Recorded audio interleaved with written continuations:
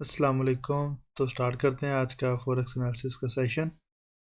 तो सबसे पहले आज हमारे पास दिसंबर 23 है, तो मार्केट का वीकेंड है, तो मार्केट आज हमारे पास ऑफ हो जाएगी। तो आज के डेटे को देखें, जैसे हमने कल कहा था कि हमारे पास कैड और यूएसडी पे 6:30 पे एक डाटा है जो हाई इम्पैक्टेड है हमारे पास। क्यों रेड में शो हो रहा है? तो हमारे पास हाई इम्पैक्टेड डाटा होता है। तो नेक्स्ट हम करेंगे 24 को, हमारे पास वीकेंड है, सैटरडे, इसलिए कोई न्यूज़ नहीं है। तो इससे आगे हम नेक्स्ट करेंगे तो हमारे पास संडे आया था और मंडे को दोबारा मार्केट हमारे पास ओपन होगी। मंडे को अगर हम कहें तो यहाँ पर हमारे पास जापानीज़ येन पे है एक न्यूज़। ये ऑल डे हमारे पास न्यूज़ चलती रहेगी इसकी, यानी कि यहाँ पर लिखा हुआ बैंक हॉलीडे बेसिकली दिसंबर 26 को। ये अक्सर देखेंगे, ये हमारे पास ग्रे कलर का यहाँ पर इंडिकेट हो रहा है, ये बैंक हॉलीडेज शो हो रही है, क्योंकि ये क्रिसमस की वजह से मोस्टली बैंक्स हॉलीडे होंगी। तो दोबारा 27 को बैंक हॉलीडे हमारे पास। 28 को हमारे पास जापानीज़ येन पे और यूएसटी और सीएचएफ पे न्यूज़ है, लेकिन वो भी लो इम्पैक्टेड न्यूज़ है। फिर 29 को थर्सडे हमारे पास, उसमें भी हमारे पास यूएसटी पे एक मीडियम मोमेंटम की यानी कि इफेक्ट की न्यूज़ है। तो उसके बाद हमारे पास 30 दिसंबर, तो इस पे भी हमारे पास यूरो पे और सीएचएफ पे जीपीबी और यूएसटी पे न्यूज़ है। तो यानी कि नेक्स्ट जो हमारा वीकेंड होगा या वीक होगा, उसमें हमें कोई ऐसा जितनी ख़ास मोमेंटम मार्केट का नहीं मिलेगा, क्योंकि हमारे पास उसमें क्रिसमस की वीकेंड्स आ रहे हैं कुछ, उसकी वजह से बैंक्स में हॉलीडे हैं और हमारे पास कोई इतनी मोमेंटम वाला डाटा है ही नहीं है। क्योंकि अगर हमने ये वीक देखा है, अभी जो अगला वीक है, हमने यहाँ पर फंडामेंटली चार्ट्स देखे हैं उसके, तो वहाँ पर कोई एक भी हमारे पास सिंगल भी हाई मोमेंटम न्यूज़ नहीं है। इस वजह से नेक्स्ट वीक आप भी थोड़ा सा रेस्ट करें। और ये है कि नेक्स्ट वीक मैं पहले से अपना एक एनालिसिस बता रहा हूँ कि हमें कोई ऐसा ट्रेड्स मिलना बहुत मुश्किल होगी, क्योंकि हमारे पास ज़्यादातर बैंक्स की हॉलीडे है, तो इसलिए हम भी हॉलीडे करेंगे यहाँ पर। तो एक वीक हमारा ये नेक्स्ट वाला मोस्ट पॉसिबल ये है कि जस्ट रेस्ट ही करेंगे हम, क्योंकि इस वीक का सिनेरियो इस तरह से बन रहा है कि दिसंबर एंड हमारे पास क्रिसमस की वजह से बैंक हॉलीडे, उसके बाद नेक्स्ट ईयर स्टार्ट होगा, उसकी वजह से भी बैंक्स हॉलीडे हो रही हैं। तो ये हमारे पास नेक्स्ट वीक हमारे पास फुली यानी कि लो मोमेंटम होगा या साइडवेज मूवमेंट होगी, या मार्केट जस्ट एक बहुत छोटी सी मूवमेंट लेकर हमारे पास चलेगी। तो अब चलते हैं हम डॉलर इंडेक्स पे। डॉलर इंडेक्स पे जैसे मैंने कहा था कि हम जस्ट डॉलर इंडेक्स पे हम अपना डॉलर का मोमेंटम देखते हैं कि मोमेंटम हमारे पास उसका बाय में जा रहा है या शॉर्ट में सेल में जा रहा है। तो हमने सिंपली कहा था कि हम ओवरऑल डॉलर इंडेक्स को वीक होता हुआ देख रहे हैं, लेकिन वो हमारे किसी न किसी सप्लाई जोन से रिजेक्ट होकर दोबारा नीचे आएगा। तो कल हम जब हमने एनालिसिस किया था, तो हमने इस डिमांड जोन से स्टार्ट किया था, मार्केट इस डिमांड जोन से बाय के लिए जा रही थी। तो हमने कहा था ये फर्स्ट एंड सेकंड जोन, ये दो जोन हमने बनाए हैं, तो मार्केट इन दो जोन में से या एक थर्ड ऊपर वाला जोन, ये डेली टाइम फ्रेम पे ही है, तो ये इन तीनों जोन में से हमारे पास यानी कि रिजेक्ट होकर फिर वापस आएगी। तो सिंपली से 2 आवर पे मैं करता हूँ, तो मार्केट में ये हमारा जो पहला जोन, उसी में से रिजेक्शन लेकर दोबारा डाउन आना शुरू हुई। फिर उसके बाद ये हमारे पास आज जैसे फंडामेंटल इम्पैक्ट था 6:30 पे, तो ये हमारे पास फंडामेंटल इम्पैक्ट का ये थोड़ी सी इंडिकेशन है सॉर्ट ऑफ, यानी कि मार्केट, क्योंकि हमारे पास जो डाटा है, डाटा हमारे पास न्यूट्रल डाटा है ना, उसके यानी कि डॉलर के लिए स्ट्रॉन्ग था ना हमारे पास डॉलर के लिए वीक था। तो इस वजह से दोनों तरफ आप उसका मोमेंटम देख सकते हैं, मार्केट दोनों तरफ गई है, यानी कि एक वीक डाटा था उसमें मार्केट अप एंड डाउन दोनों मूवमेंट करती है। जैसे मैंने ऑलरेडी कहा था कि हमारे पास कुछ न्यूज़ ऐसी होती है जिसमें मार्केट वन यानी कि एक ही डायरेक्शन में मूवमेंट देती है। जैसे हमारे पास सीपीआई की न्यूज़ होती है डॉलर पे, और हमारे पास एनएफपी यानी कि इंटरेस्ट रेट की जो न्यूज़ होती है, उन ये दो न्यूज़ पे हमारे पास मार्केट सिंगल यानी कि एक डायरेक्शन में मूवमेंट देती है। तो उसके अलावा जो भी मूवमेंट होती है उसमें हम मोस्ट पॉसिबल ये कह सकते हैं कि मार्केट दोनों तरफ मूवमेंट देती है। तो यानी कि अप भी जाती, कभी पंप एंड डंप होती, कभी डंप एंड पंप होती है, मसलन के दोनों तरफ हमारे पास मूवमेंट आती है। तो ये तो था डॉलर का बिहेवियर। आप ये देख सकते हैं हम जो चीज़ इस वीडियो में, इस कंटेंट में आपको समझाना चाह रहे हैं वो सप्लाई एंड डिमांड जोन है। आप देखें कि हमारे पास इस सप्लाई जोन से मार्केट रिजेक्ट हुई, रिजेक्ट होने के बाद नीचे आए, उसके बाद दोबारा इस जोन के अंदर से दोबारा रिजेक्शन लेकर फिर हाई अच्छे मोमेंटम के साथ डाउन आ रही है। लेकिन अगर किसी की ट्रेड्स कोई ओपन है, मैं तो यही रिकमेंड करूँगा कि वो इस वीक के अंदर अंदर उसे क्लोज करते हैं। नेक्स्ट वीक बहुत लो मोमेंटम होगा, ऐसे ट्रेड्स ओपन करने का हमें कोई फ़ायदा नहीं होगा। ऐसे सॉर्ट ऑफ हमें एक रिस्पॉन्सिबिलिटी या एक टेंशन होगी हमें। ट्रेड्स अगर हमारी पूरा वीक ओपन होती है तो हम मूवमेंट को बार बार देखेंगे, इसलिए रिलैक्स हों। नेक्स्ट वीक जो हमारे पास आएगा उसमें हम अपनी वीकेंड्स एंजॉय करें और अपनी छुट्टियां एंजॉय करें। तो ये था हमारा सप्लाई जोन। आप देख सकते हैं कि सप्लाई जोन को इसने रिस्पेक्ट किया, रिस्पेक्ट देने के बाद दोबारा डाउन आ रही है। तो अगर ये ऐसे ही मोमेंटम के साथ डाउन आती है तो हम फिर ये एक्सपेक्ट कर सकते हैं कि मार्केट ये वाले जोन को ब्रेक करेगी, ये डिमांड जोन है। तो सिंपली हमने जैसा प्रिडिक्ट किया था कि मार्केट हमारे पास डॉलर इंडेक्स की वीक है, डॉलर वीक होगा, और ये वैसे ही बिहेव कर रही है हमारे सप्लाई जोन से रिजेक्शन लेकर। तो इसमें ये वाला सप्लाई जोन हमारा सही साबित हुआ। नेक्स्ट चलते हैं यूरो यूएसटी पे। तो यूरो यूएसटी में हमने कहा था कि डॉलर हमारे पास वीक हो रहा, तो डॉलर यूरो यूएसटी को हम बाय होता हुआ देखेंगे बिकॉज ऑफ हमारे पास बेस एंड कोड करेंसी के रिलेशन की वजह से। क्योंकि हमारे पास अगर डॉलर वीक हो रहा है तो जो कोड करेंसी में डॉलर हमारे पास होता है तो वो स्ट्रॉन्ग होता है। तो कोड करेंसी होती है सेकंड वाली, यहाँ पर यूरो यूएसटी देखें, सेकंड में हमारे पास यूएसटी है। तो यहाँ पर हमारे पास जो डॉलर है वो यूरो यूएसटी एज अ होल स्ट्रॉन्ग होता हुआ नज़र आएगा। तो इस वजह से हमने अगर बाय की ट्रेड लेनी है तो सिंपली हम क्या करेंगे, अपना डिमांड जोन बनाते हैं, डिमांड जोन में से बाय की एंट्री लेते हैं। तो वैसे अगर आप यहाँ पर अगर सिनेरियो देखें मार्केट का, मार्केट हमारे पास यूरो यूएसडी में एक सिंपली साइडवेज मूवमेंट दे रही है। अगर आप, मैं यहाँ पर आपको जस्ट एक सॉर्ट ऑफ एक रेक्टेंगल बनाता हूँ, तो आप यहाँ से देख सकते हैं कि मार्केट हमारे पास ये इस रेड रेक्टेंगल जो मैंने बनाया है, मार्केट साइडवेज चल रही है। मार्केट कोई ऐसा जितनी मूवमेंट नहीं दे रही, ना मैं बाई की ना यानी कि लॉन्ग लॉन्ग और शॉर्ट दोनों किसी की पोजीशन हमें एक अच्छी दे नहीं रही। तो इस वजह से ये भी एक होता है कि मार्केट जैसे दिसंबर हमारे पास मंथ लास्ट 15 डेज चल रहे हैं, तो इसका भी इम्पैक्ट होता है कि मार्केट की मूवमेंट हमारे पास ऑटोमेटिकली कम हो जाती है। इसलिए मेजॉरिटी ऑफ ट्रेडर्स जो होते हैं वो दिसंबर के एंड पे नहीं करते, लेकिन फिर भी ये supply and demand zone somehow वो रिस्पेक्ट देती है और वो मूवमेंट हमें आती है। जैसे कि हमारे पास यहाँ पर भी अगर सिंपली हमने यहाँ से अपने डिमांड जोन से रिजेक्शन के बाद ट्रेड ली होती तो हमें यहाँ पर तकरीबन 40 से 50 पिप हमें यहाँ से मिले हैं। तो यानी कि अगर किसी के रेंज होती है पिप्स की वो कम हो जाती है, लेकिन मार्केट समहाउ अपने वही सप्लाई एंड डिमांड जोन को रिस्पेक्ट ज़रूर देती है। तो सिंपली हमने ये जोन बनाया था कि हमारे पास ये डिमांड जोन है, यहाँ से मार्केट ब्रेक हुई, ब्रेक नहीं सॉरी, यहाँ से रिस्पेक्ट ली, दोबारा मार्केट हमें अप जाने को मिली, यहाँ से बुलिश गई। लेकिन मार्केट में स्टार्ट में तो मोमेंटम था, लेकिन बाद में आकर मार्केट में ऐसा जितना कोई मोमेंटम नहीं आया। और ये हमारे पास फंडामेंटली इम्पैक्ट था जो डॉलर इंडेक्स पे हमारे पास न्यूज़ थी, यूएसडी पे मार्केट हमारे पास बाय भी गई है और सेल में भी गई, यानी कि पंप भी हुई है और डंप भी हुई है। तो अब मार्केट की डायरेक्शन थोड़ी सी अपवर्ड जा रही है, लेकिन हम मार्केट को मैक्सिमम जाता हुआ देख रहे हैं वो ये। अगर हमने यहाँ से ट्रेड ली होती, क्योंकि मैंने ट्रेड नहीं ली इस पर, तो क्योंकि मार्केट का वीकेंड था इस वजह से वीकेंड्स पे मैं, मेरी एक अपनी स्ट्रैटेजी है कि मैं ट्रेड नहीं लेता। तो यहाँ पर ये है कि अगर यहाँ से किसी ने ट्रेड ली तो यहाँ तक मैक्सिमम अपनी ट्रेड्स को यानी कि देख सकता है, उसका टीपी लगा सकता है। तो वैसे तो ये है कि मार्केट क्लोज होने से पहले पहले अपनी ट्रेड्स यानी कि उसे क्लोज कर देनी चाहिए।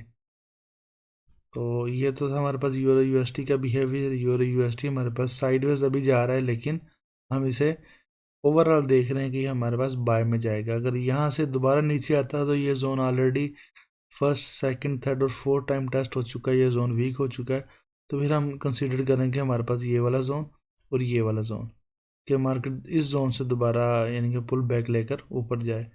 अभी हम ये एक्सपेक्ट कर रहे हैं अगर ये जोन को दोबारा आता है तो ये ब्रेक हो जाएगा इजीली। तो ये हमारे एनालिसिस पे देखते हैं कि हमारे पास जो नेक्स्ट एनालिसिस जो इसका होता है वो क्या कहता है। तो अभी हमारा ये डिमांड जोन हमने बनाया था सिंपली, जो हम यहाँ पर यूट्यूब पे या अपने वीडियो कंटेंट में जो चीज़ें लर्न करते हैं उसमें सप्लाई एंड डिमांड जोन है। तो ये वाला डिमांड जोन था हमारा, ये हमारा ठीक साबित हुआ।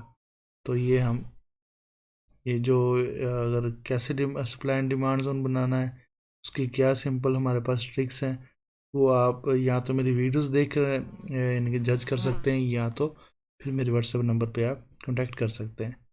सिंपली नेक्स्ट चलते हैं यूएसडी कैट पे। यूएसडी कैट जैसे हमने कहा था कि डॉलर हमारे पास अगर वीक हो रहा है तो यूएसडी कैट को भी हम वीक होता हुआ देख रहे हैं। तो कल जब हमने यहाँ पर वीडियो बनाई थी यानी कि अपने सेशन की, तो मार्केट ऑलमोस्ट यहाँ पे चल रही थी यानी कि ये वाले जोन के करीब। तो यहाँ पर मेरे माउस का कर्सर है। तो लेकिन हमने ये कहा था कि मार्केट अगर यहाँ से हमारे सप्लाई जोन से रिजेक्शन लेके नीचे आती है तो हमने ये रेड लाइन में अपने टारगेट शो किए थे। ये हमारे पास टोटल 5 टारगेट्स थे हमारे पास। इसे 2 हावर्स में सबसे पहले मैं करता हूँ मार्केट को। ये हमारे पास 5 टारगेट्स हमने यहाँ पर शो किए हुए हैं। अगर यहाँ से ये वाले सप्लाई जोन से रिजेक्शन लेके डाउन आती है तो सिंपली मार्केट वहाँ से रिजेक्शन ली जहाँ से हम एक्सपेक्ट कर रहे थे, यहीं से रिजेक्शन ली। लेकिन रिजेक्शन लेने के बाद फर्स्ट टीपी हमारा उसी डे हिट हुआ, लेकिन सेकंड टीपी अभी हमारा हिट नहीं हुआ। तो मैंने यहाँ पर अपने बाद में जब मार्केट दोबारा ऊपर से रिजेक्शन लेकर नीचे आ रही थी तो ये वाला मैंने अपने फाइनल टीपी सेट कर दिया था बिकॉज ऑफ वीकेंड और मार्केट की यानी कि सिनेरियो की वजह से। तो ये सबसे पहले ये कहूँगा कि जब मार्केट हमारे पास यहाँ से होकर नीचे आती है तो फर्स्ट टीपी हमारा हिट हो जाता है। तो 2 सिनेरियो मैंने आपको बताए थे। फर्स्ट सिनेरियो ये होता है कि हम अपना ये जो है एसएल है उसे ब्रेक इवन पे सेट कर दें ताकि मार्केट दोबारा ऊपर जाए तो एटलीस्ट हमारे जो बाकी ट्रेड्स हैं वो ब्रेक इवन पे बंद हो, लॉस में बंद ना हो। सेकंड ये है कि अगर आपके पास एक कैलकुलेटेड रिस्क है यानी कि आपने जो ट्रेड्स लगाई हैं वो मैनेजेबल है, तो आप सिंपली अपना जो हाई होता है उससे प्रीवियस कैंडल का वो लगा सकते हैं। ये 2 सिनेरियोस होते हैं जो मैंने बताए होते हैं आपको पहले ही।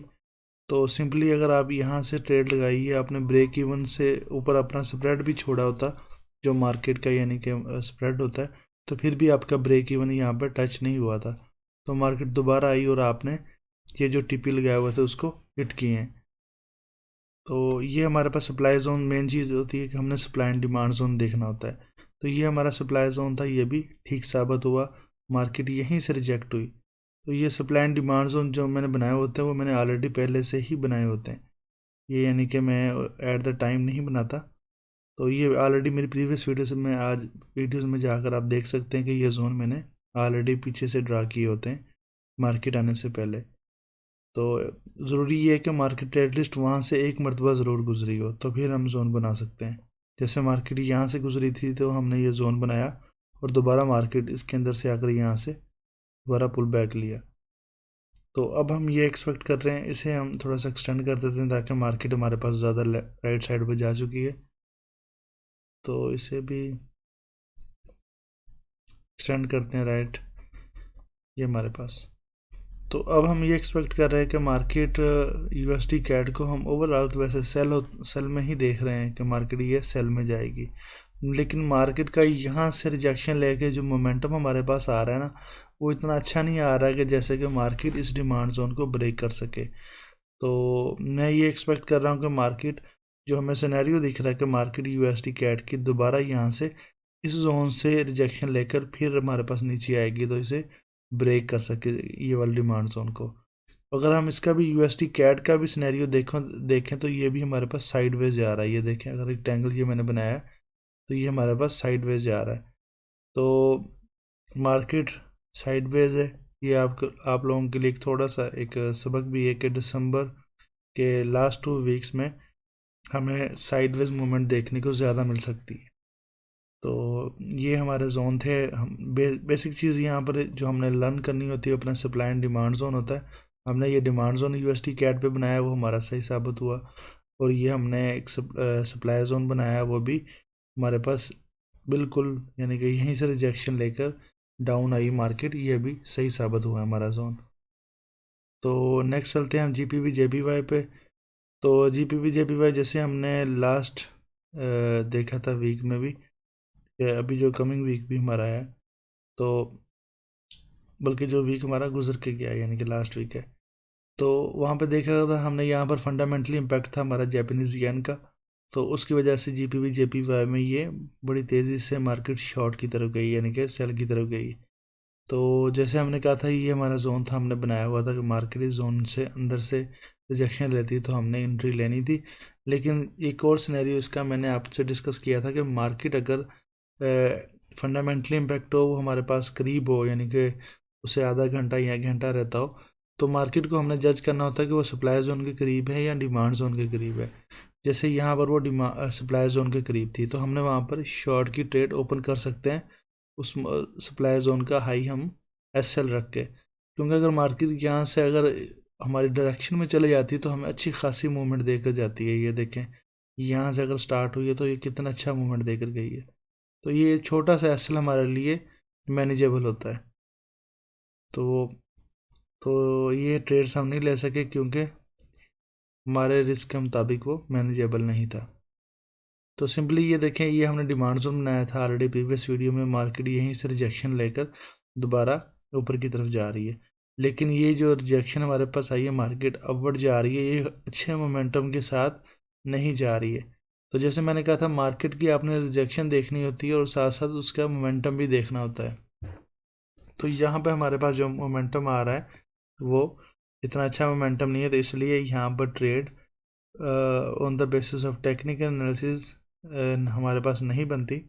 अगर सप्लाई एंड डिमांड जोन को अकेले को देखना है तो वो आप यहाँ से ट्रेड ले सकते थे, लेकिन मैंने कहा था आपने यहाँ पर मोमेंटम भी मार्केट का देखना होता है।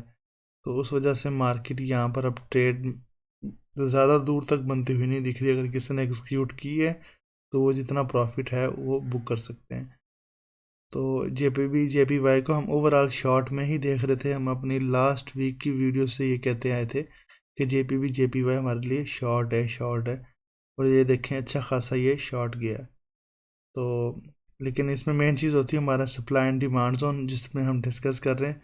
क्योंकि अब हम हमेशा अपने एनालिसिस में सप्लाई एंड डिमांड जोन को ज़्यादा फोकस करेंगे, उसे ज़्यादा कंसिडर करेंगे। तो क्योंकि हमारा बेसिकली जो एजुकेशनल कंटेंट है वो इसी चीज़ पे है कि हमने सप्लाई एंड डिमांड जोन सिखाना है।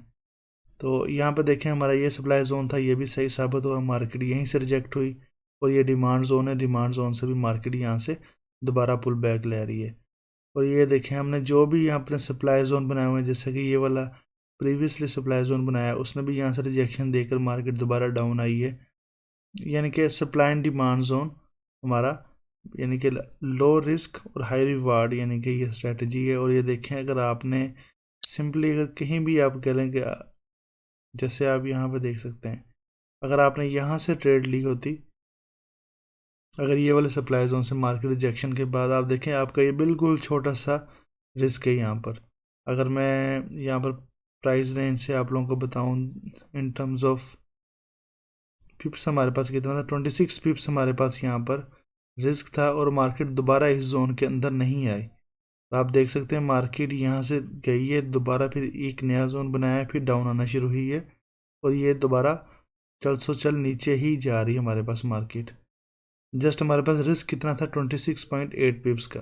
अगर ये रिस्क हमने लिया होता और डेली टाइम फ्रेम पे भी टारगेट लगाए होते, ये देखें मार्केट ने कितनी अच्छी मूवमेंट यहाँ पर डाउन की तरफ की है। लेकिन ये बेसिकली हमारे पास प्रैक्टिस और एक्सपीरियंस और सप्लाई एंड डिमांड जोन पे जितना काम करेंगे उतनी यानी कि हमारे लिए आसानियाँ पैदा होंगी। तो नेक्स्ट चलते हैं गोल्ड पे, क्योंकि हमारे पास जेपीवाई का हमने एनालिसिस किया है यहाँ पर। अब नेक्स्ट हमारे पास जो वीक है उसके बाद हम सिनेरियो जो बनता हुआ उसकी बेसिस पे एनालिसिस करेंगे। अभी मार्केट ना बाय की है ना शॉर्ट की है, इस वजह से हम सिंपली जितना प्रॉफिट अगर ट्रेड लगी हुई है तो बुक कर सकते हैं। क्योंकि ये गया था हमारे डिमांड जोन से, लेकिन इसके ये जो मोमेंटम है वो हाई नहीं है। इसको हम लॉन्ग टर्म के लिए नहीं लेकर जा सकते। तो ये देख लेना आप, जो नेक्स्ट मेरे वीडियोस होंगे उसमें ये चीज़ बताऊंगा मैं कि ये कितना लॉन्ग टर्म गया है या नहीं गया। तो नेक्स्ट चलते हैं हम गोल्ड पे। तो गोल्ड को जैसे मैंने कहा था हमने बाय में देखना है। तो हाँ, ये गोल्ड का एक हमारे पास सप्लाई जोन था, ठीक है।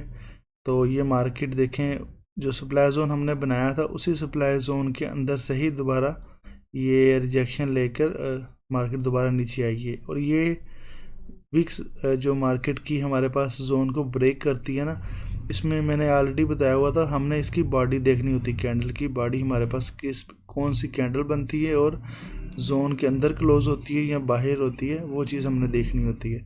बॉडी जोन के अंदर हुई हमारे पास क्लोज, उसके बाद हम देख सकते हैं कि ये जो हमारे पास एक इन्वर्टेड हैमर टाइप हमारे पास कैंडल बनी है बेरिश में।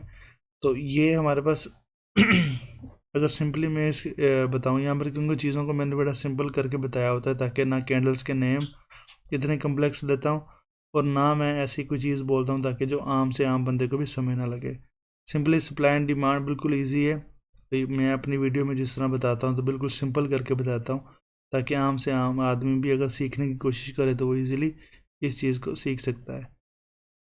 तो यहाँ पर आप देखें तो ये सप्लाई जोन बनाया था एक सॉर्ट ऑफ इन्वर्टेड हैमर, ये हमारे पास कैंडल बनी है। तो ये भी बेसिकली इस चीज़ की डायरेक्शन होती है कि मार्केट ऊपर की तरफ गई है, लेकिन ऊपर में सेलर्स इतने ज़्यादा बैठे हुए हैं कि उसने मार्केट को उसी टाइम नीचे यहाँ पर भेज दिया है। तो सिंपली ये इसका मैंने कॉन्सेप्ट बता दिया आपको, इस कैंडल का क्या कॉन्सेप्ट होता है।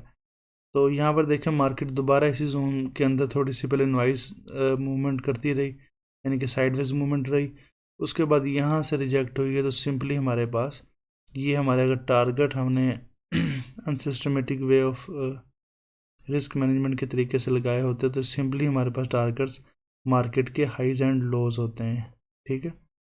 तो ये हमारे पास टारगेट थे, ये 3 टारगेट, ये देखें मार्केट ने इजीली हमारे पास 3 टारगेट फिल किए हैं, ठीक है। तो अगर हम इसके रिस्क टू रिवार्ड यहाँ पर देखें कि रिस्क टू रिवार्ड हमारे पास जो एंड वाला टारगेट है वहाँ तक हमारे पास कितना है, क्योंकि शॉर्ट की पोजीशन थी, हमने मार्केट बेशक यहाँ पर ये वाले जोन से ले लें आप, जो फर्स्ट हमारे पास रिजेक्शन आई थी, और यहाँ पर हम देखते हैं ये लास्ट हमारी ट्रेड यहाँ पर थी और ये हमारे पास रिस्क था। तो सिंपली हमारे पास 1:12.7, यानी कि ये हमारा रिस्क टू रिवार्ड था 1:12.7।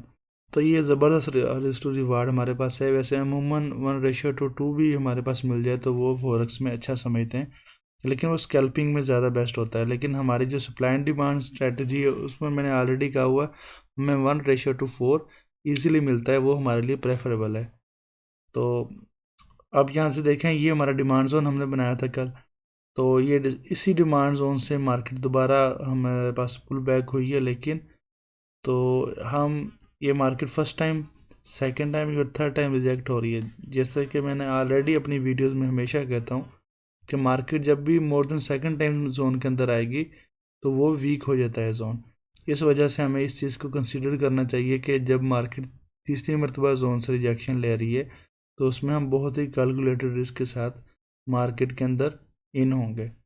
तो यहाँ पर मार्केट गई तो है बड़े अच्छे मोमेंटम के साथ, लेकिन यहाँ पर दोबारा मोमेंटम लूज़ हुआ है, एक फंडामेंटली इम्पैक्ट भी था, और मार्केट अब ये साइडवेज करती हुई जाएगी, अपने नए सप्लाई एंड डिमांड जोन बनाती हुई जाएगी।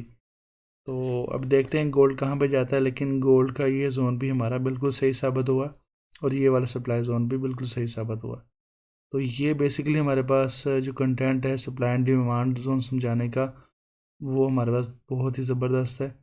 तो ये मेरी वीडियोस में भी आप जाकर देख सकते हैं कि इसको समझना और इस पर ट्रेड करना कितना आसान है।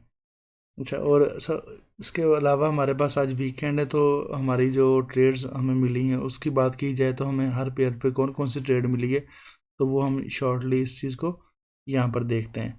अगर गोल्ड को देखें तो गोल्ड पे हमें ये ट्रेड मिली है, ठीक है ना।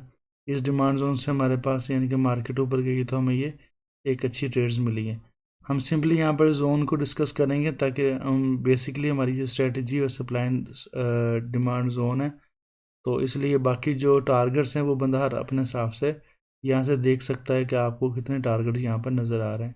सेकंड हमारे पास ये जोन बना, इसने हमें एक अच्छे खासे टारगेट दिए यहाँ तक, तो ये हमारे पास इस वीक में ट्रेड्स मिली। जीबीबी जेपीवाई पे हमने की नहीं है, लेकिन ये जोन हमारा बिल्कुल सही साबित हुआ। इस जोन से अगर हम फंडामेंटली थोड़ा सा देखते न्यूज़ पे तो ये ट्रेड्स हमें अच्छी मिलनी थी, लेकिन मेन चीज़ अगर हमारी जोन की देखें तो ये जोन हमारा बिल्कुल सही साबित हुआ। यूएसटी कैड पे चलते हैं। यूएसटी कैड पे हमें यहाँ पे न्यूज़ मिली, ट्रेड मिली, और ये वाले जोन से हमने ट्रेड ली थी। तो हमें यूएसटी कैड में भी ये दो जोन की बेसिक पे ये दो ट्रेड्स मिली हमारे पास। एक तो हमारे पास डिमांड जोन से, एक ये सप्लाई जोन से। यूरो यूएसटी पे चलते हैं। तो यूरो यूएसटी में एज सच हमें यहाँ पर एक न्यू ट्रेड मिली थी, लेकिन उस ट्रेड को भी हमने यहाँ पर क्लोज किया क्योंकि मार्केट में मोमेंटम इतना नहीं था। तो यूरो यूएसटी जैसे आप देख रहे हैं पीछे से मुकम्मल ही साइडवेज आता रहा है, तो इस वजह से यूरो यूएसटी में एक ट्रेड्स के अलावा हमें कोई ट्रेड नहीं मिली यहाँ पर। तो डॉलर इंडेक्स जस्ट हम मूवमेंट देखने के लिए देखते हैं, तो इस पर हम वैसे ही ट्रेड नहीं करते। तो अगर आप ये देखे जाएँ, चार पेयर्स हमारे पास जो हैं, यूरो यूएसटी इस पे नहीं मिली, कैड पे मिली, जीपीपी जेपीवाई पे नहीं मिली, गोल्ड पे हमें मिली, यानी कि दो पेयर्स पे हमें अच्छी खासी ट्रेड मिली है यहाँ पे। तो यानी कि एक अच्छे पिप्स में हमें ट्रेड मिली है। तो ये हमारे पास जैसे मैं कहता हूँ कि सप्लाई एंड डिमांड जोन जो हमारे पास स्ट्रेटजी होती है, इसमें वीकली हमें एक पेयर तो मस्ट होता है जो हमें ट्रेड देता है, लेकिन एक पेयर से ज़्यादा भी मिल सकते हैं। लेकिन एक पेयर पे जो हमारे पास मिनिमम जो पिप्स मिलते हैं वो मोर देन 100 या 100 के करीब हमारे इजीली पिप्स मिल जाते हैं। तो ये तो थी हमारी सप्लाई एंड डिमांड जोन की स्ट्रेटजी और वीडियो। मज़ीद सप्लाई एंड डिमांड जोन को समझने के लिए हमारी डेली वीडियोस बनती हैं, उसे देखें।